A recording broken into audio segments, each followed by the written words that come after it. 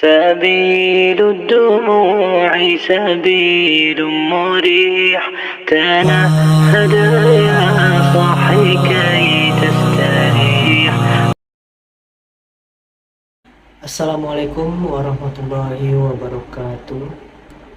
Segala puji bagi Allah Subhanahu wa Ta'ala yang telah melimpahkan banyak nikmat dan karunia-Nya kepada kita, mulai dari nikmat sehat, nikmat lapang, hingga nikmat yang tidak ada tara nilainya, yakni berupa nikmat iman dan Islam.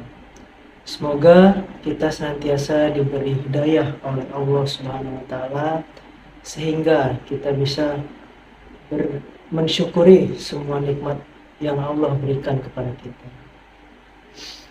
Tak lupa pula selawat serta salam kita curahkan dan limpahkan kepada Nabi terakhir atau Nabi Muhammad SAW beserta keluarga dan sahabat-sahabatnya yang telah menuntun umatnya dari zaman jahiliyah kepada zaman yang terang benderang, yakni ad-din al-Islam wal iman.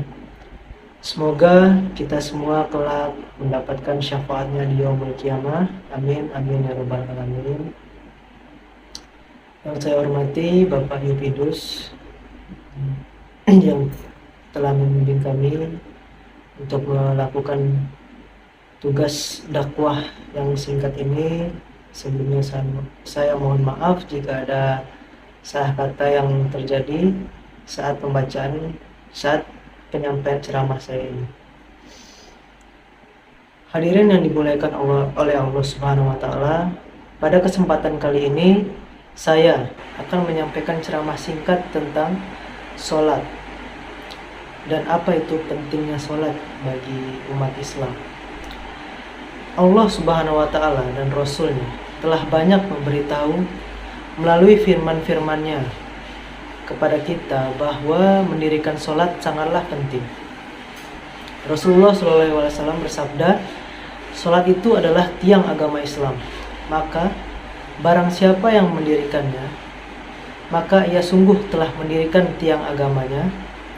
Dan barang siapa yang meninggalkannya, maka sungguh ia telah merobohkan tiang agamanya. Sabda ini adalah sabda yang sederhana, tetapi maknanya sangatlah besar bagi umat Islam. Dalam agama Islam, sholat diibaratkan sebagai tiang sebuah bangunan atau sebagai pondasi sebuah bangunan. Jika kita tidak melaksanakan sholat, diibaratkan tiang itu rapuh atau roboh, sehingga bangunannya juga ikut roboh karena tidak ada lagi penyangganya. Begitu juga agama Islam, jika tidak didirikannya sholat, maka agama Islam yang ada dalam diri kita bisa roboh dan bisa runtuh. Rasulullah SAW bersabda, yang diriwayatkan oleh Imam Bukhari, seandainya mereka tahu pahala subuh dan asar, niscaya mereka akan mendatanginya meskipun dengan cara merangkak. Dalam setiap sholat subuh yang kita jalankan, terdapat banyak keutamaan yang bisa kita dapatkan. Salah satunya, keutamaan yang bisa didapatkan dengan melaksanakan sholat subuh yaitu mendapatkan persaksian dari malaikat subuh. Begitu juga dalam sholat wajib yang lain, Allah selalu menawarkan pahala yang banyak pada hamba-hambanya yang beriman dan yang tidak meninggalkan sholat dan mematuhi perintahnya. Hadirin yang dirahmati Allah Subhanahu wa Ta'ala, dalam pelaksanaannya, sholat tidak hanya menjadi sekedar kewajiban yang harus dikerjakan. Lebih dari itu, sholat merupakan salah satu bukti seseorang beriman terhadap Allah Subhanahu wa Ta'ala.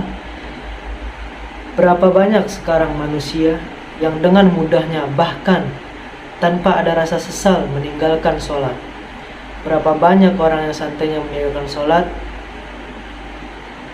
demi mencari kekayaan semata dan demi mencari kebahagiaan semata di dunia yang fana ini. Dan berapa banyak orang yang santainya dan terlelapnya menikmati tidur di saat subuh, di mana Allah telah memanggil kita dengan 3 kali panggilan, yaitu azan saat azan 2 kali, yaitu hayya 'alas shalah, 2 kali dalam azan dan 1 kali dalam iqamah hayya 'alas shalah. 3 kali kita dipanggil oleh Allah Subhanahu wa taala untuk mendirikan sholat. Maka jauhlah panggilan sholat itu. Tinggalkanlah tidurmu, bangunlah dari mimpimu, kerjakanlah sholat subuhmu. Pertanyaan-pertanyaan tadi sudah seharusnya kita membuktikannya dengan selalu menjalankan sholat wajib dalam keadaan apapun. Dalam sebuah hadis yang sahih menjelaskan bahwa yang membedakan antara orang mukmin atau orang muslim dengan kafir adalah sebagaimana dia menjalankan sholatnya. Allah Subhanahu wa taala berfirman dalam Quran surah Al-Maun ayat 4-5 yang berbunyi, "Fawailul lil musallin allazina hum an sholatihim sahun." Yang artinya, maka celakalah bagi orang-orang yang sholat, yaitu orang-orang yang konsisten menegakkan sholat, tetapi mereka adalah orang-orang yang lalai dari sholatnya, yaitu menyia-nyiakannya, tidak sholat hingga waktunya berlalu, dan tidak memenuhi rukun-rukunnya. Sebagaimana kita tahu, rukun sholat itu ada 13 hal.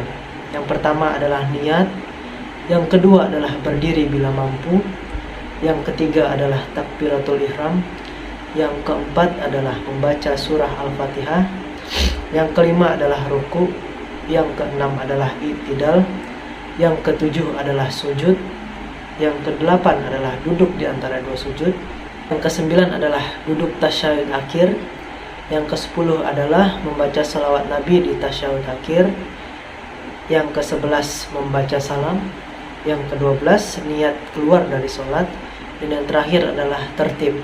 Dalam surah ini Allah Subhanahu wa taala mengawali kata celaka bagi orang-orang yang lalai dalam sholatnya, karena kalimat celaka ini seringkali oleh Allah Subhanahu wa taala digunakan untuk menasihati orang kafir, dengan arti lain bahwa orang yang lalai terhadap sholatnya maka disejajarkan dengan orang yang kafir. Sehingga tidak heran jika dalam hadis Nabi Muhammad SAW yang telah dijelaskan sebelumnya, bahwa yang menjadi pembeda antara mukmin dan kafir adalah dari sholatnya. Hadirin yang dirahmati Allah Subhanahu wa taala, sebagaimana yang telah disampaikan oleh Rasulullah SAW dalam hadisnya mengenai keutamaan sholat, maka sebagai umatnya melakukan sholat wajib 5 waktu ini dengan hati yang lapang adalah sebuah kewajiban. Selain itu, dalam menjalankan sholat harus dengan penuh kesyukuran, keikhlasan, dan juga keistiqomahan tanpa ada rasa paksaan sedikit pun, sehingga kita dapat terhindar dari golongan orang-orang yang lalai dalam sholat. Sebelum saya menyelesaikan ceramah pada hari ini, mari kita berdoa kepada Allah Subhanahu wa taala agar kita dijauhkan dari perilaku-perilaku orang yang dengan sengaja dan dengan mudahnya atau dengan gampangnya melalaikan sholat. Semoga kita selalu diberikan kemampuan untuk menasihati dalam kebaikan dan menjauhi segala larangan. Sekian ceramah singkat dari saya, lebih dan kurang saya mohon maaf. Saya harap hadirin sekalian dapat mengamalkan beberapa hal yang penting dalam ceramah saya ini. Saya hanyalah seorang manusia yang tidak luput dari kesalahan. Wabillahi taufiq wal hidayah. Wassalamualaikum warahmatullahi wabarakatuh. Saya Muhammad Rafli Gusmansyah pamit undur diri. Terima kasih.